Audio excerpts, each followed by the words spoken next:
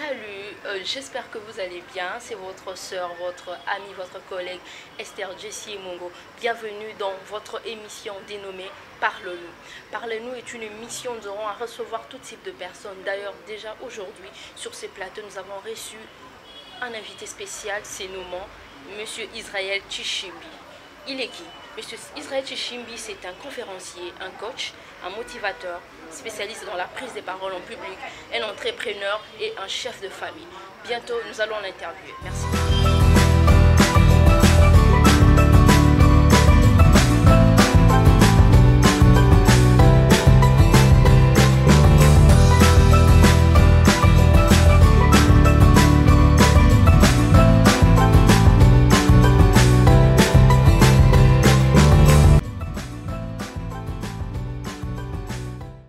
Comme annoncé, je m'en vais directement vers mon invité pour lui dire salut, monsieur Israël.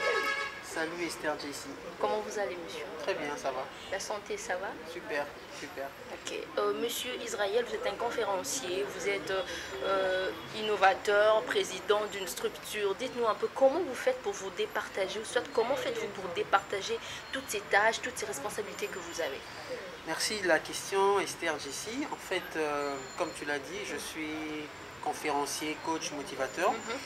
Comment je fais pour me départager? En fait, je dirais que tout tourne autour de... C'est une même activité autour de laquelle gravitent plusieurs extensions ou déclinaisons. Alors le coaching, la motivation, tout ça, ça va autour de la prise de parole en public, tu vois. Donc, j'ai pas trop l'impression de faire beaucoup de choses à la fois. J'ai l'impression de faire une seule chose, mais sous plusieurs déclinaisons. Comment déjà vous aviez reconnu que vous aviez cette grâce-là de motiver les gens? Comment aviez-vous reconnu cela? Alors, comment j'ai reconnu ça? C'est à la fois très simple et très difficile d'y répondre. Ok. Mais je vais m'efforcer de le faire. D'accord. J'ai constaté depuis assez jeune, pas très jeune, mais assez jeune, que j'étais très affecté par la médiocrité. C'est-à-dire que lorsque j'avais le sentiment que de voir quelqu'un qui pouvait mieux faire que ce qu'il fait, ça me frustrait. Et j'avais souvent tendance à faire prendre conscience à certains amis, à certaines connaissances, qui écoute ce que tu fais là, je pense que si tu fais ça, tu le feras mieux. Je pense que si tu ajoutes ça à ça, tu le feras mieux. Et par après, quelques amis ou personnes et connaissances sont venus me faire des retours, des rapports. Ah, tu vois ce que tu m'as dit l'autre fois, je l'ai fait, ça marcher. Tu vois ce que tu m'as dit l'autre fois, je l'ai fait, ça marcher. Et puis finalement, je commence à me dire, mais finalement, il y a un truc qui se cache derrière, quoi. Et mais c'est surtout dans la prière. Surtout dans la prière, oui. Au début, c'était instinctif, c'était un peu par hasard. Tu donnes 2-3 conseils ici, 2-3 conseils par là. Mais c'est en priant vraiment que Dieu me fera prendre conscience que tu es un motivateur. Je suis un motivateur. Et depuis lors, voilà, je ne vois plus la chose comme un fait du hasard. Je la vois comme une vocation, comme un appel. Ok. Déjà, vous êtes visionnaire et président de Arm Academy. C'est quoi le but principal où Arm Academy consiste à quoi? Très bien. ARM, d'abord, c'est une abréviation. C'est action de réconfort, motivation et encouragement. Je pense que la vision, elle est même dans l'intitulé de la structure. Notre mission, c'est de motiver et d'encourager chacun à donner le meilleur d'eux-mêmes dans ce qu'ils sont, dans ce qu'ils font, et aussi à découvrir et développer leur potentiel. N'est-ce pas? Parce que tout le monde, comme l'a dit Steve Harvey, un motivateur américain, il dit que tout le monde est magnifique, tout le monde est un champion. Mais il suffit juste de reconnaître qu'est-ce qui fait en moi que je me distingue des autres. Qu'est-ce qui fait en moi que je suis un champion? Parce que la nature même nous l'enseigne. Nous sommes 8 milliards d'êtres humains sur la Terre, mais personne n'a les mêmes empreintes digitales. Chacun a son empreinte. Exactement. Tu peux être jumelle ou jumeau à quelqu'un, vous vous ressemblez comme deux gouttes d'eau. Vous n'avez pas la même ADN. Donc, nous ne pouvons pas être la photocopie de quelqu'un d'autre. Nous sommes en soi une particularité. Et une fois qu'on la découvre, on révèle le champion qui est en nous. Donc c'est entre autres la mission que nous avons. En tout cas, c'est vraiment très intéressant. Déjà, le thème sur lequel nous allons débattre, c'est entreprendre ou prier. En tant que chrétien et entrepreneur, quelle définition, excusez, pourriez-vous donner à ces deux concepts? D'abord, c'est en fait passer à l'action Mhm, en résolvant un problème, mhm, un besoin qui en retour vous rapporte de l'argent. N'est-ce pas? Voilà, c'est ma définition de l'entrepreneuriat ou ok. de l'entreprise. C'est faire, c'est constater qu'il y a un besoin. Mhm, Ah, il y a un besoin, par exemple, un besoin, je dis n'importe quoi, un besoin de salubrité, mhm, un besoin d'eau, mhm, un besoin en vêtements, n'importe quel besoin. mhm. Et une fois que je réfléchis à comment résoudre ce problème et qu'en retour, je reçois, je gagne de l'argent, j'entreprends. Ok. J'entreprends. Ouais, cette chaîne, cette structure, Mhm, ce studio mhm. a résolu un besoin Ok. qui était celui de se présenter, de présenter son service que l'on Mhm, fait mhm. sur Internet. C'est un Exact. besoin. Exact. Et en retour, quand il y a de l'argent qui entre, c'est une entreprise. Mhm, Donc voilà, donc il faut un peu essayer de se départir de l'idée que entreprise, entreprendre, entrepreneuriat, mhm, c'est diriger Facebook, c'est diriger mhm. voilà, Apple. Non, bien sûr c'est de l'entreprise. Oui. Mais dès l'instant qu'ils en ont même à deux, même à trois, même une personne, qu'on résout un besoin et qu'en retour on reçoit quelque chose, c'est de l'entrepreneuriat. N'est-ce pas? Ok. Ça c'est entreprendre. Mhm. Quand Prier. tu as prié, prier c'est parler à Dieu.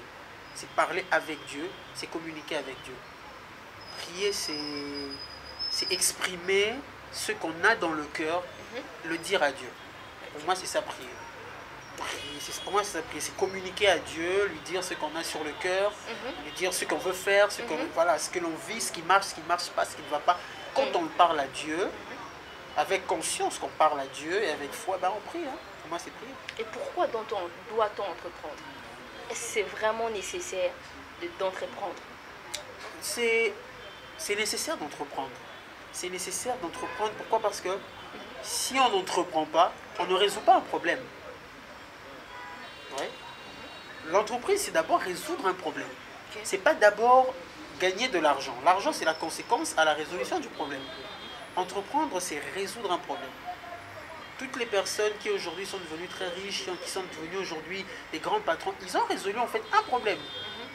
Et quand on résout ce problème-là, les gens reconnaissent votre importance, les gens reconnaissent la qualité du service que vous leur rendez, ils vous payent pour ça, mais vous êtes entrepreneur. Mais si on n'entreprend plus, on ne résout pas de problème. Ok. Le problème de transport, les problèmes d'électricité, le problème d'eau, le problème de vêtements, le problème de santé, etc. Si on ne résout pas ça, ben on retourne à l'âge de pierre. C'est l'entreprise, c'est l'entrepreneuriat qui fait avancer le monde. Ok.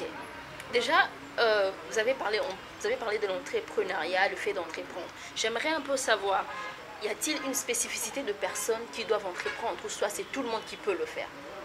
Très, très bonne question. Moi, je dirais que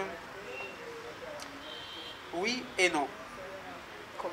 Oui et non, pourquoi? Parce que tout le monde peut entreprendre, mais il y a aussi de ceux qui sont dotés uniquement, exclusivement de cette capacité-là, n'est-ce pas? Parce que dans l'entrepreneuriat, il y a le côté résolution de problèmes. Lorsque vous conseillez quelqu'un, vous parlez avec quelqu'un, vous motivez quelqu'un, vous situez quelqu'un sur ce qu'il doit faire, c'est une forme d'entreprise aussi que vous faites, n'est-ce pas? Mais c'est une entreprise, disons, à caractère social. C'est pas tellement d'abord l'argent, c'est plus le bien-être des gens. Oui. D'accord? Mais il y a de ceux qui sont appelés vraiment à entreprendre, ceux qui ont cet appel, ceux qui ont ce don, ceux qui ont cette vocation, et je les encourage vraiment à se lancer. Ça dans se remarque? Oui, ça se remarque. Ça se remarque comment? Parce que déjà, très tôt, on peut constater chez quelques-uns cette capacité-là à savoir faire des chiffres, vous voyez, savoir faire des bénéfices, à savoir, voilà, des petits-enfants qui savent économiser, des petits-enfants qui savent vendre des petits trucs, des petites choses, faire des jus et les vendre. C'est pas innocent. Ok. C'est pas innocent, c'est pas des blagues. Parce que vous remarquez ça en lui, peut-être que en vous, vous n'avez pas ça. Quand vous étiez petit, vous ne faisiez pas ça. Mais quand vous voyez déjà un enfant ou un jeune qui est très intéressé par, voilà, par les chiffres, par comment accumuler de l'argent, comment résoudre des problèmes, voilà, ça peut être des signes que c'est une vocation ou un appel. Voilà. Ok. Déjà, je reviens vers vous. Je vais demander à la régie de nous balancer quelques images de notre invité, juste quelques photos de lui. Nous allons revenir après.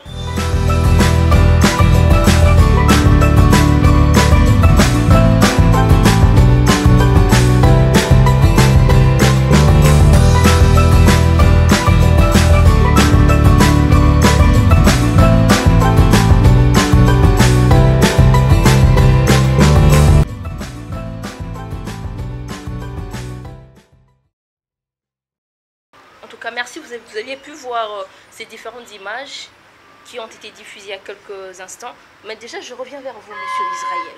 Le thème sur lequel nous débattons est entreprendre ou prier. Ma question est celle-ci. Pensez-vous que parmi les deux concepts, l'un peut endommager l'autre? Doit-on entreprendre ou doit-on prier? On peut faire le deux au même moment. Est-ce que l'un peut endommager l'autre? Ok, je dirais plutôt quelle est l'importance qu'a l'un sur l'autre, Oui. n'est-ce pas? Oui. L'importance qu'a l'un sur l'autre ou le complément qu'a l'un sur l'autre. Ok, alors, en tant que chrétien, je pense que Dieu se doit d'être présent dans tous les domaines de notre vie.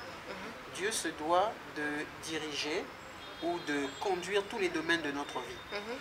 Alors, je vais répondre par une histoire biblique. Il fut un temps où dans le monde, il y avait une grande sécheresse, une grande famine. Alors il y avait un homme qui était déjà entrepreneur, qui a voulu quitter le pays où il était pour aller se débrouiller ailleurs.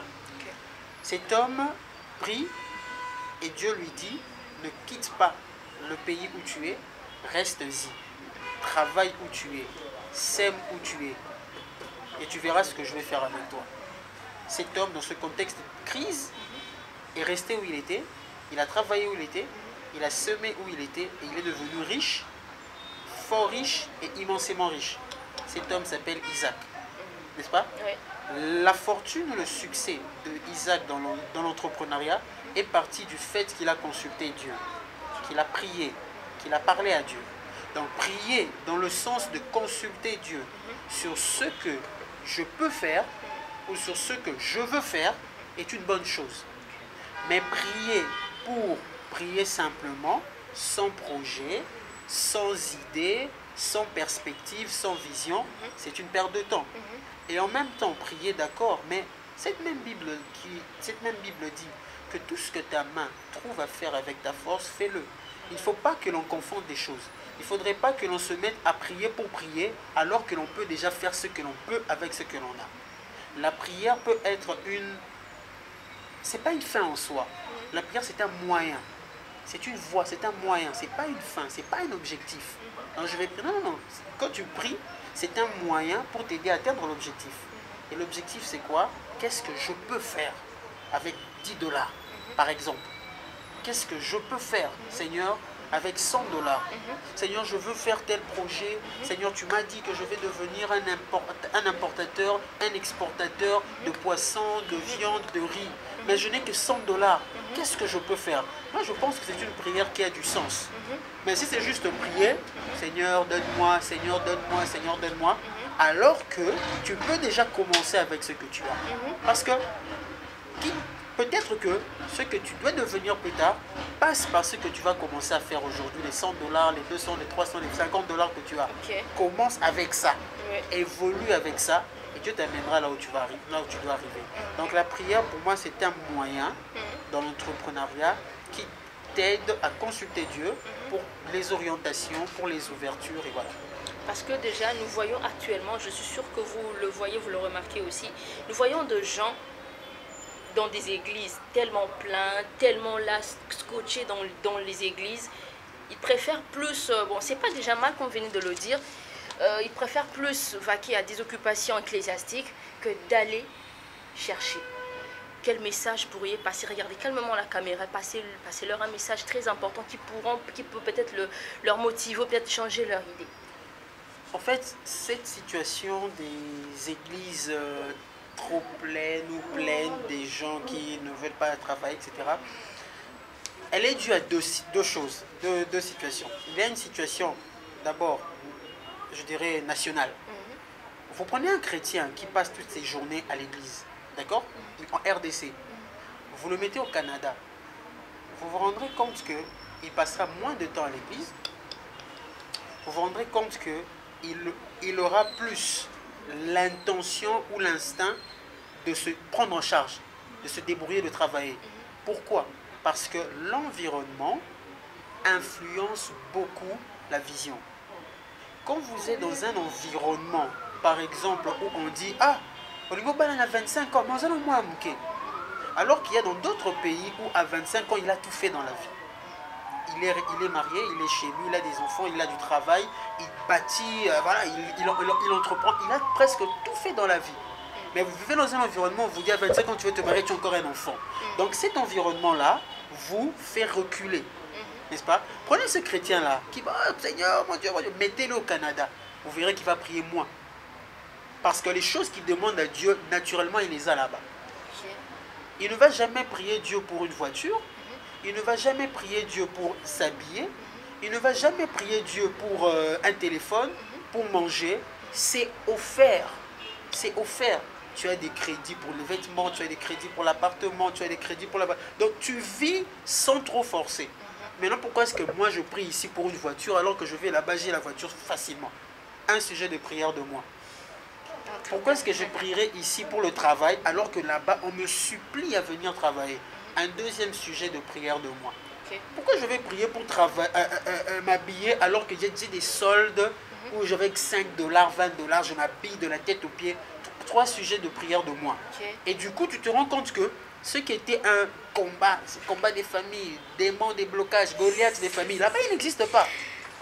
Parce que c'est lié à l'environnement, d'accord? Lié à l'environnement du pays où on est, où on pense que on ne fait tellement rien pour nous dans ce pays que Dieu doit tout faire. Ça, c'est juste un aspect. Un autre aspect, c'est la qualité des enseignements que nous recevons.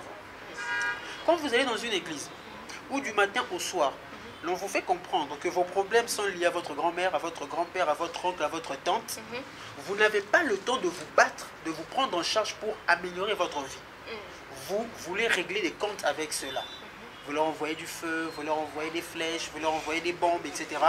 Alors que si l'on vous avait enseigné en vous disant que vous avez votre responsabilité à faire, vous avez votre partition à jouer, vous avez votre rôle à remplir, vous devez vous battre, vous devez travailler, même si ce n'est pas une porte qui s'ouvre, passer par la fenêtre.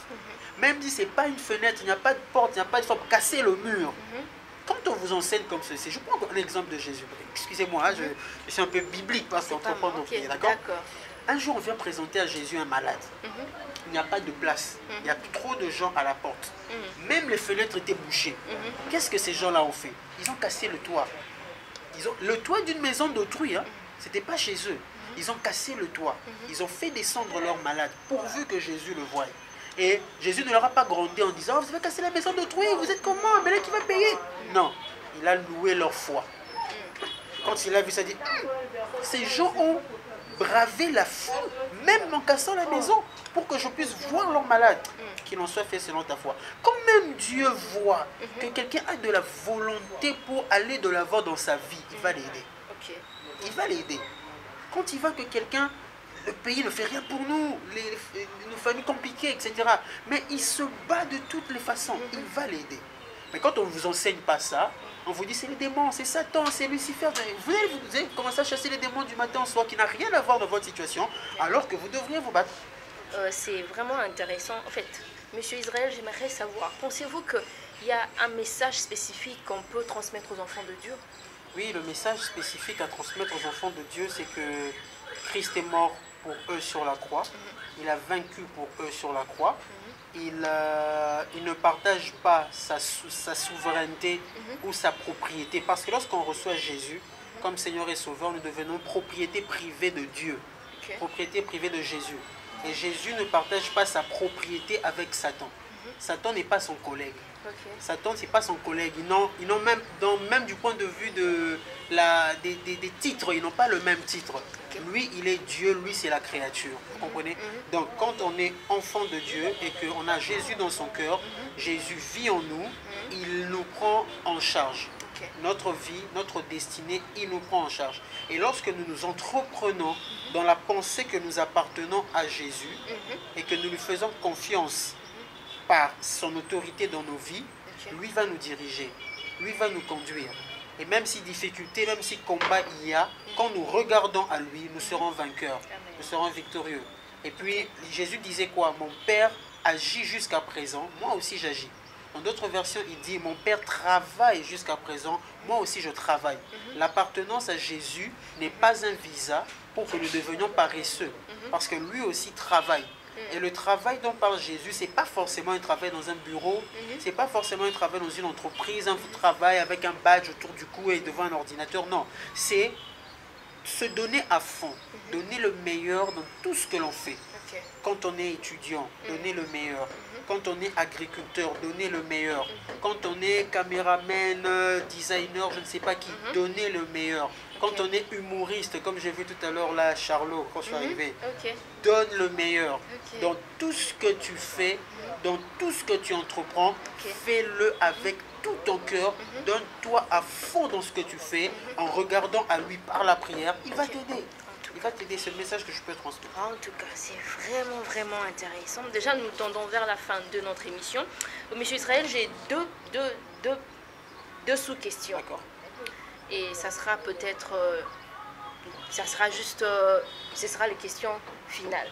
Et après, je vais vous laisser calmement regarder la caméra et puis parler, donner un mot de la fin, remercier, peut-être une motivation, pourquoi pas, c'est déjà ça votre rôle. Ma question est celle de savoir, c'est une question de curiosité. La première question de curiosité est basée et conforme au thème. Et l'autre question, c'est hors thème. La première est celle de savoir, pensez-vous qu'une église est aussi une entreprise? L'église est aussi une entreprise? Oui, à la base, une église est une entreprise divine. C'est une entreprise divine. Jésus disait, je bâtirai mon église. Ce n'est pas une entreprise d'un homme. Ce n'est pas un homme qui bâtit une église. Parce que quand on parle d'église, ce n'est pas d'abord le bâtiment. On se met d'accord là-dessus. Ce n'est pas d'abord le bâtiment. Aujourd'hui, les églises sont fermées, les bâtiments sont fermés pour cause de confinement. Mais l'église de Dieu, elle n'est pas confinée. L'église de Dieu, n'est-ce pas, c'est toute cette communauté d'hommes et de femmes qui ont cru en Jésus, qui marchent en communauté de vie, qui sont disséminés à travers le monde. Ça, c'est l'église de Dieu. Mais c'est celle que Jésus bâtit. Mais la structure locale qui réunit les fidèles pour prier dans une adresse quelconque, c'est aussi une entreprise, c'est aussi à la base, c'est une ASBL, n'est-ce pas, mais qui peut générer des entreprises. Par exemple, en créant des écoles, en créant des hôpitaux, en créant des bibliothèques, des librairies, en créant des cercles culturels pour les jeunes, etc., qui génèrent des ressources, génèrent des fonds, résolvent un problème, mais aussi engagent des personnes, des fidèles ou ceux qui ne sont pas des fidèles, pour travailler dans ces entreprises-là, n'est-ce pas? Et là, on aide des familles à subvenir à leurs besoins, on résorbe tant soit peu le chômage et on fait avancer le pays, n'est-ce pas? Donc moi, à mon avis, si j'ai un avis à émettre, c'est je contraindrais, si j'étais l'État, où j'avais une parcelle de responsabilité, je contraindrais les églises de plus de 5000 personnes, disons même de plus de 2000 personnes, à créer des œuvres sociales. Vous devez créer une œuvre sociale, une école, un hôpital, un dispensaire ou quoi que ce soit, mais quelque chose qui résolve le problème de vos fidèles et aussi de l'environnement où vous vous trouvez. Je contraindrai à faire cela. Donc l'église peut créer des entreprises, effectivement. Ok, merci. Et que pensez-vous du Congo? En tant que citoyen congolais, que pensez-vous du Congo? Très très bonne question. En tout cas, ça c'est une des meilleures questions qui m'a été. Les autres ne sont pas mal, mais j'aime beaucoup cette question. Ce que je pense du Congo, à l'aune de nos 60 ans d'indépendance, c'est que le Congo a un problème. Un seul problème, à mon avis, le leadership. Expliquez. Je m'explique. Je prends l'exemple des autres pays. D'accord? Vous vous rendez compte que dans un pays comme la France, au XVIIIe siècle, les Français manquaient encore à manger. Ils mouraient de faim. Au XVIIIe siècle. Vous vous rendez compte qu'au XIXe siècle, en Europe, en France particulièrement, les enfants n'allaient pas à l'école. L'école était quand même quelque chose d'élitiste, c'était réservé à une certaine classe. Mais il a fallu que certaines personnes exercent le pouvoir. Mus par une vision du pays, ils ont facilité les choses. Un homme comme Jules Ferry, qui crée une loi, enfin, milite pour que l'école soit gratuite. Et tous les enfants, jusqu'à un certain âge, doivent aller à l'école. Avant lui, personne n'y avait pensé. Ou ceux qui avaient pensé n'étaient pas allés jusqu'au bout. Il est venu, Jules Ferry, il a imposé ça dans le pays. Il a résolu un problème. Vous prenez un homme comme Napoléon III, qui prend le pouvoir, s'inspirant de ce qui s'est passé en Angleterre, a favorisé l'essor de l'industrie. Il a favorisé la création des industries, l'emploi des masses ouvrières. Voilà, au début c'était difficile, mais après on a amélioré les conditions de vie. Il y a eu la classe moyenne qui s'est créée, la pauvreté a été résolue, des maladies ont été éradiquées, les conditions de la population sont améliorées. Ce ne sont pas des choses qui se sont faites par la prière forcément, mais simplement par la vision d'un leader qui est venu et qui a dit non, non, non, ce problème ça a trop duré. On doit le résoudre. Non, non, cette situation a trop duré. Qu'est-ce qu'on peut faire? On peut faire ci, on peut faire ça, on peut faire ça. Nous avons malheureusement jusqu'ici eu des leaders qui n'ont pensé qu'à eux, qui n'ont pensé qu'à leur ventre, qui n'ont pensé qu'à leur famille, qui n'ont pensé qu'à leurs intérêts privés. Très peu ont pensé à laisser une marque dans l'histoire de ce pays. Et c'est ce qui fait que vous avez autant de ministres, autant de présidents, autant voilà, mais rien ne change. C'est pas qu'ils ne peuvent pas changer, mais une vision, peut-être qu'ils n'en ont pas. Quand même, j'ai un petit clin d'œil au leadership au président actuel qui semble avoir une certaine vision pour ce pays et que je salue en passant, mais qui doit être accompagné de l'inclusion de toute la population. Déjà, merci. En tout cas, vous avez parlé d'un point très intéressant. Bon, j'aimerais chuter, mais il y a une question qui est encore sortie de là. Si vous étiez président de la... Parce que à peine là, vous venez de dire qu'il manque la vision, il manque... Voilà, voilà. Si vous étiez président de la République, que feriez-vous? Brièvement, on court derrière le temps. Si j'étais président de la République, ce que je ferais beaucoup de choses, mais je m'attellerais particulièrement à l'oreille de ce qui se passe avec le coronavirus, qui nous a fait comprendre qu'il y a des secteurs avec lesquels on ne peut pas jouer, on ne peut pas toucher. Je m'attellerai essentiellement d'abord sur l'alimentation. Un peuple qui se nourrit seul, un peuple qui produit ce qu'il mange, est un peuple qui est moins dépendant de l'extérieur, moins mendiant. Lorsque votre ventre est vide, vous ne pensez qu'à une chose, c'est de le remplir. C'est vrai. Et une fois qu'il est rempli, vous commencez à penser à autre chose. Un peuple qui mange bien est un peuple qui va réfléchir mieux. Un peuple qui mange bien est un peuple qui est en bonne santé. Je travaillerai sur le secteur de la santé. Un peuple qui mange bien mais qui est malade ne sera pas productif. Bien manger, en bonne santé, en assurant la santé pour tous. Je m'attellerai aussi sur l'éducation. Un peuple qui mange bien, qui est en bonne santé mais qui n'est pas éduqué, il sera fort pour rien. Il doit être instruit pour créer, réfléchir, inventer. Et aussi je travaillerai sur l'industrialisation. Il faut que l'on crée en masse et en chaîne ce que nous produisons chez nous, que nous le consommions chez nous et que nous le vendions aux autres pour renflouer les caisses de l'État avec des devises. C'est entre autres ce que je ferai dit en passant. Ok, déjà, retenez ceci que toutes vos paroles sont captées. Un jour, comme un président, on prendra juste ces images, ces paroles-là. Déjà, nous sommes vers la fin de notre émission. Je vais vous laisser le plateau. Vous allez dire, je ne sais pas ce que vous allez faire. Une parole de motivation de quelques secondes. Moi déjà, je vous dis au revoir et je vous demande de vous abonner massivement sur la chaîne MVH TV pour ne pas rater, manquer des moments pareils, des moments intéressants. Donc déjà, je vous redemande de vous abonner massivement sur votre chaîne MVH TV. Déjà, je suis très heureuse de vous recevoir sur notre plateau et je vous laisse cette liberté de parler, de vous adresser calmement à la caméra.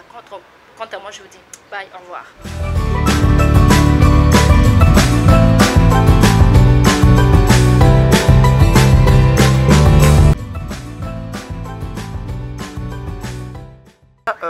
Chers abonnés de MVH, Je suis arrivé à la fin de mon intervention.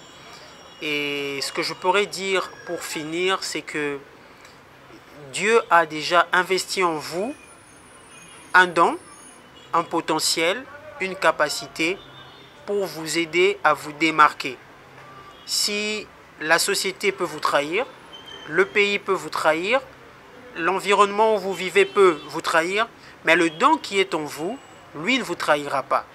Parce que lui, il n'attend qu'une chose, c'est qu'il soit découvert, qu'il soit développé, qu'il soit exploité afin de révéler le champion qui est en vous. Parce que oui, il y a un champion en vous. Il y a un héros, une héroïne en vous qui sommeille encore. Et la personne qui doit la réveiller, c'est vous. C'est dès le jour où vous prenez conscience que ce champion est là et que vous le découvrez, c'est-à-dire que vous découvrez en quoi vous êtes bon. En quoi vous êtes bon naturellement, sans trop d'efforts. Qu'est-ce qui vous distingue de l'autre? Qu'est-ce qui vous qualifie de l'autre? Quand vous le découvrez et quand vous le développez, c'est alors que les choses deviennent plus faciles et que vous serez en mesure de résoudre les problèmes de plusieurs. Si vous avez besoin d'aide, de soutien, d'assistance pour découvrir ce champion qui est en vous, n'hésitez pas de m'écrire. N'hésitez pas de m'écrire à ce numéro plus 243 89 872 20 plus 243 si vous êtes en dehors du Congo, de la RDC, 89 872 20. Je prendrai contact avec vous, je parlerai avec vous, je vous aiderai à le découvrir. Ou faites un tour aussi sur ma page Facebook, Coach Israël Tchishimbi, ou mon compte Facebook, Israël Tchishimbi. Écrivez-moi, laissez-moi un message et nous allons commencer ce voyage ensemble. Merci beaucoup et à très bientôt.